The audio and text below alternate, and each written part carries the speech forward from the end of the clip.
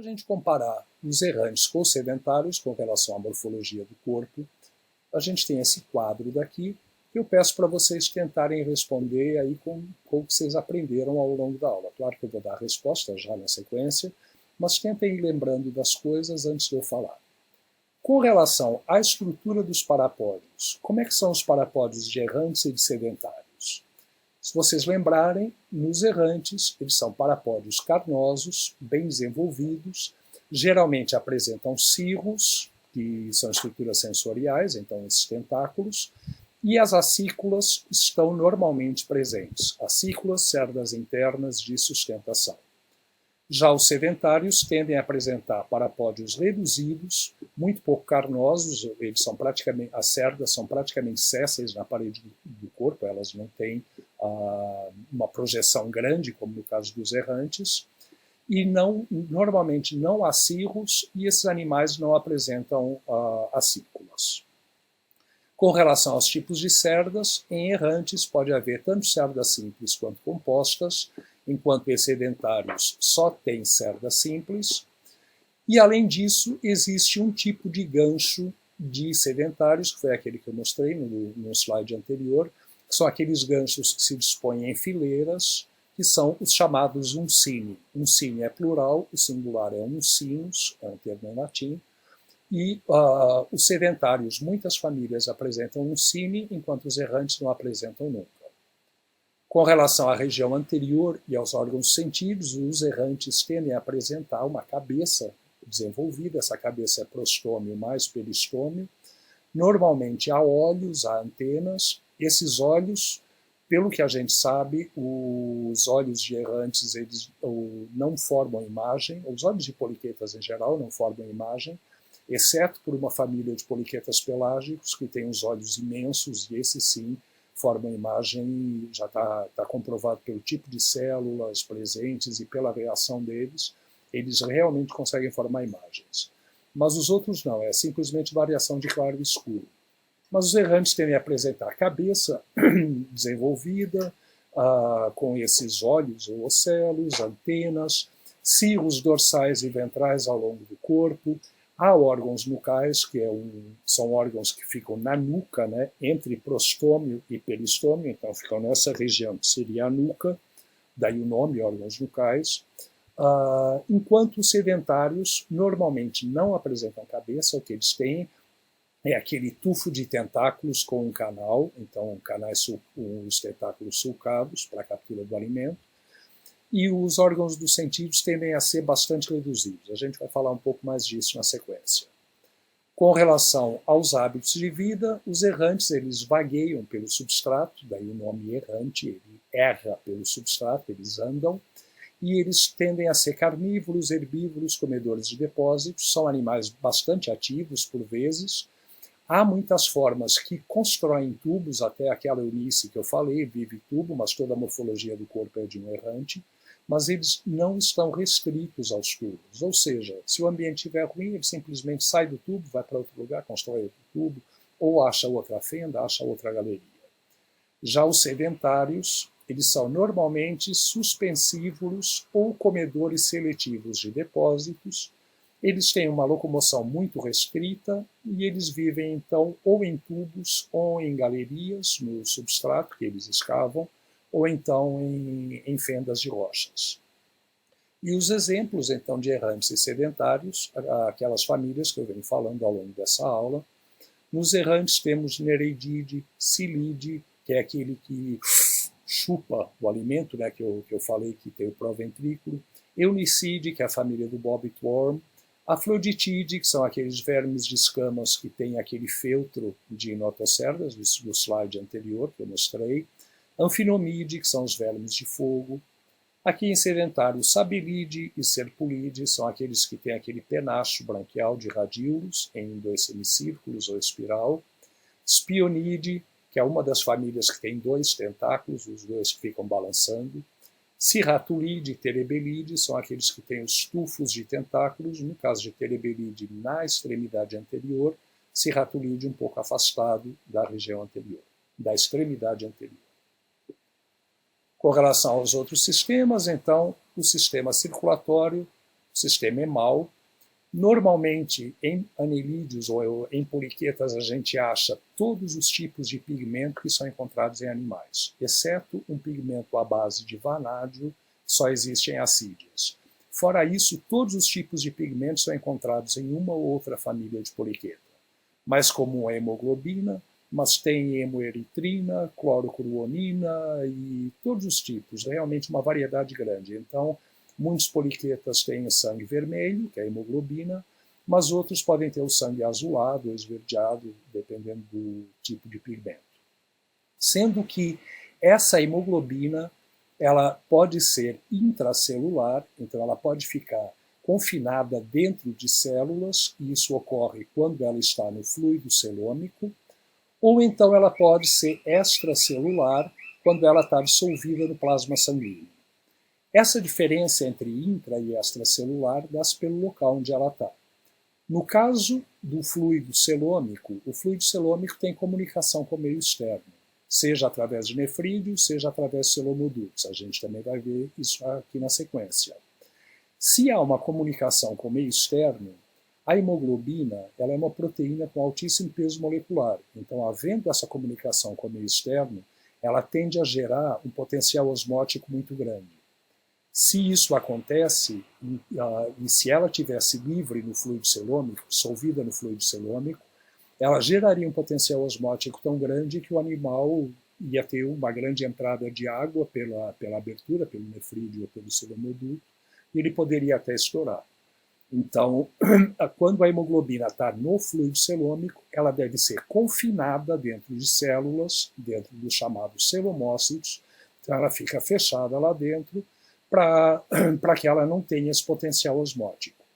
Já no plasma sanguíneo, o sangue num sistema hemal fechado não tem nenhum contato com o meio externo. Não tendo esse contato com o meio externo, não há esse problema do potencial osmótico. E aí a hemoglobina ela vai estar dissolvida no plasma, que é a forma como ela é mais eficiente para o transporte do oxigênio. Com relação ao padrão de circulação, se aberto ou fechado, a gente tem uma variedade muito grande dentro de poliquetas. Então, nos animais maiores, a circulação é fechada, e nos heterônimos também, então, tanto maiores quanto os heterônimos de maneira geral, independente do tamanho, a circulação vai ser, então, inteiramente fechada, e é aquele padrão que eu expliquei para vocês logo no início.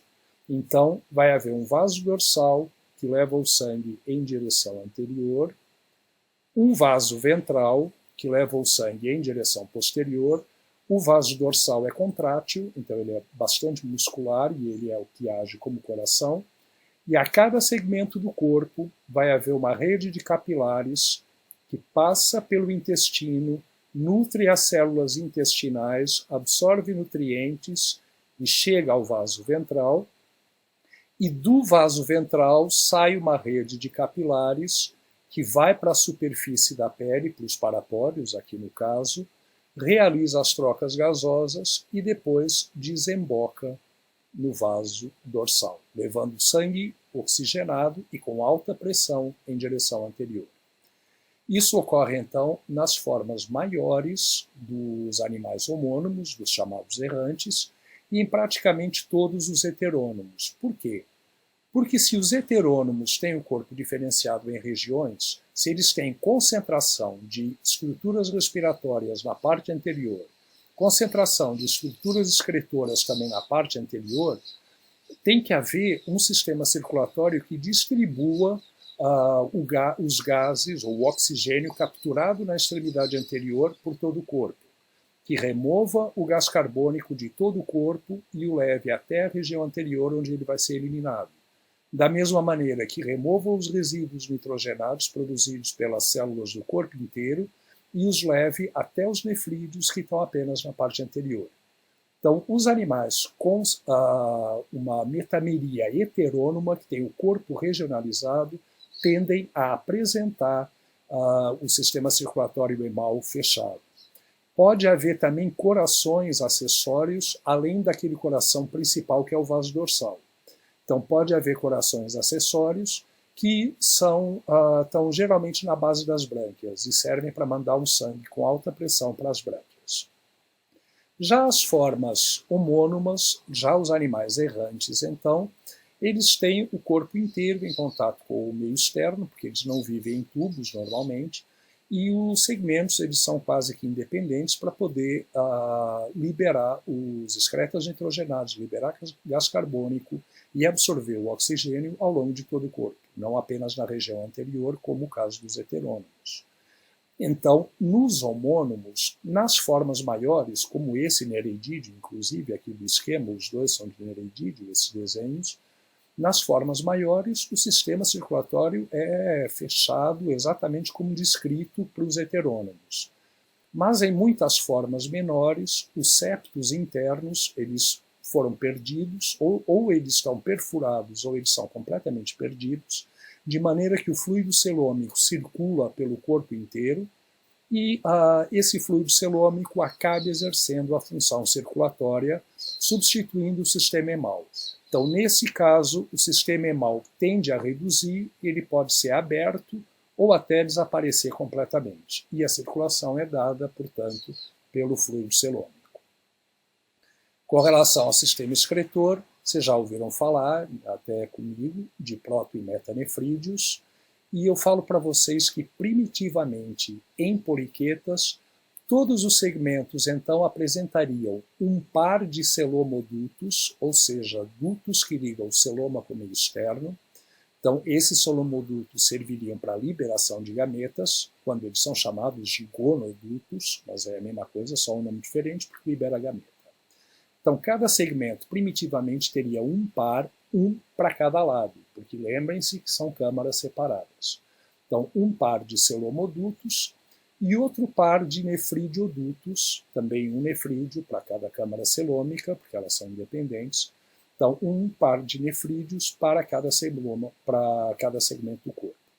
Sendo que esses nefrídeos, nos animais marinhos, acredita-se que eles tenham um papel muito mais importante para a osmorregulação, e nas formas de água doce mais ainda, mas acredita-se que eles tenham um papel que seja mais importante para a osmorregulação do que para a própria excreção. Porque para a excreção, para eliminar os compostos nitrogenados, a difusão nesse caso seria suficiente, eles conseguiriam eliminar por difusão, mas a osmorregulação é muito mais difícil. Então, primitivamente, a maioria dos grupos tenderia a apresentar um par de celomodutos e um par de nefridiodutos, portanto, 4 aberturas de cada metâmero para o meio externo, comunicando o celoma com o meio externo. Ao longo da evolução foi havendo uma redução disso e os celomodutos se fundiram, em muitos casos, aos nefrídeos, então, ao invés de ter aberturas separadas, os gametas são eliminados pelos próprios nefrídeos, e também em outras formas, principalmente então nas formas sedentárias, como eu já falei, tende a haver uma concentração de nefrídeos apenas na região anterior do corpo. Pode haver protonefrídeos ou metanefrídeos, e às vezes há ambos os tipos. Então, mais uma vez, aquela história. Normalmente seria metonefrídeo associado a um sistema hemal fechado, porque o metanefrídeo depende de um sistema hemal desenvolvido. Pode ser aberto também, mas depende de um sistema hemal. Nas formas onde houve redução do sistema hemal e até o desaparecimento, então essas formas apresentam protonefrídeos. E pode haver aqueles que têm uma mistura dos dois, são chamados mixonefrídeos. Então vocês vejam esse exemplo daqui. Bem, esse seria um nefrídeo típico, né, metanefrídeo típico, com o nefrostômio, funil ciliado, o duto nefridial e o nefridiópolo, que vai aqui se abrir para o exterior, eliminando a urina. Então, o fluido celômico penetra aqui, através do batimento dos cílios do nefrostômio, vai sendo modificada essa urina ao longo do duto nefridial, algumas substâncias são reabsorvidas, outras são secretadas, produzindo uma urina final que é eliminada pelo metanefrídeo. Isso, portanto, um metanefrídeo. Mas existem, então, formas que têm protonefrídeos e essas que têm mixonefrídeos. Veja, aqui é um nefróstoma, um nefrostômio típico, isso é um metanefrídeo. Mas aqui atrás você tem esse tufo de solenócitos, que é um protonefrídeo. Então esse solenócito, só lembrando do mecanismo, né, os flagelos batem, ao baterem promovem esse fluxo, ao baterem desde aqui, né, eles promovem o fluxo de fluido celômico que atravessa aqui pelas fenestrações. Isso vai ser filtrado, produzindo uma urina primária. Essa urina primária, então, vai estar aqui nesses canais. Ao longo desse trajeto, ela vai sendo modificada, então algumas substâncias são secretadas, outras são reabsorvidas. Isso ao longo de todo esse canal, que está aqui intracejado, até chegar à urina final, que desemboca no duto nefridial e vai ser eliminada do corpo. Com relação ao sistema nervoso, típico de anelídeos, o cérebro é suprafaríngeo, então, aquele gânglio suprafaríngeo, um correctivo ou um anel ao redor do tubo digestivo, então a região anterior do trato digestivo, a faringe no caso, né, estaria passando aqui, e um cordão nervoso ventral com um gânglio por metâmero. O primeiro é o gânglio subfaríngeo e depois vai haver um gânglio para cada metâmero do corpo. Repito, algumas formas ainda tem o cordão nervoso ventral duplo, então tem 2 gânglios por metâmero ao invés de um só, tem um sistema nervoso em forma de escada de cordas, e tem algumas famílias que foram para o lado oposto da evolução e que tem muito mais pares de cordões nervosos. Então, no caso dos vermes de fogo, os anfinomídeos, tem 8 cordões em paralelo, só para vocês terem uma ideia. E aqui esse esquema só para mostrar a posição do cordão nervoso ventral, portanto, ventral, bem aqui no meio. Agora, os órgãos dos sentidos, como eu falei para vocês, eles tendem a ser mais desenvolvidos nos errantes do que nos sedentários. Então, os errantes normalmente têm uma cabeça diferenciada. Essa cabeça ela vai apresentar olhos em muitas formas, claro que muitos não têm, mas outros têm. Esses olhos, na maioria das vezes, são olhos com lentes, então tudo bem, disse que eles não formam imagem, exceto naquela família de poliquetas pelágicos. Mas existem lentes para poder dirigir o foco, dirigir o feixe de luz para células receptoras específicas, então existe um aprimoramento. E além disso, há antenas e cirros ao longo do corpo, que são os cirros dorsais e os cirros ventrais também, que vão ter a função quimiorreceptora, mecanorreceptora e outros tipos de receptores também. Na nuca, então, entre prostômio e peristômio, existe uma estrutura, existe um órgão ciliado, às vezes vocês podem ver que isso se estende muito, dá até a volta no prostômio inteiro e no peristômio, então isso acaba se prolongando além da região apenas entre prostômio e peristômio, e esses são chamados órgãos nucais. No passado, quando o poliqueta era considerado um grupo monofilético, além dos parapódios, que seriam sinapomorfia do grupo, mas além deles, também foi considerado como sinapomorfia a presença de órgãos nucais.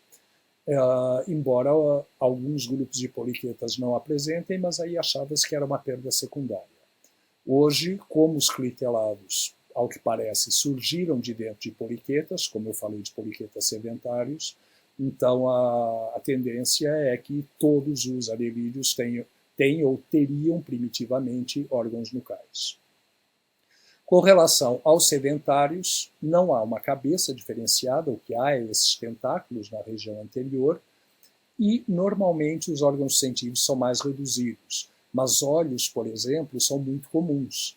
Então, no caso desses sabelídeos que estão aqui, vocês veem essas bolas, são grandes olhos compostos, e o nome é esse mesmo, são olhos compostos. Se você vê isso ao microscópio, você vai ver uma série de unidades independentes, cada uma com uma lente, num aspecto que lembra muito os olhos compostos de artrópodes, pra vocês terem uma ideia. Aqui esse sabelídeo, nesse aumento, vocês não conseguem ver, mas cada mancha cor de laranja dessas, na base delas, vai haver um par de olhos compostos. Então, se vocês contarem o número de manchas laranjas, você já vê a quantidade de olhos que esse animal vai apresentar. Também apenas para detecção de luminosidade, para variação na intensidade de luz. Além disso, dos órgãos nucleares que eu já falei também, estatocistos, que são órgãos para dar noção de equilíbrio, estão presentes na maioria dos grupos.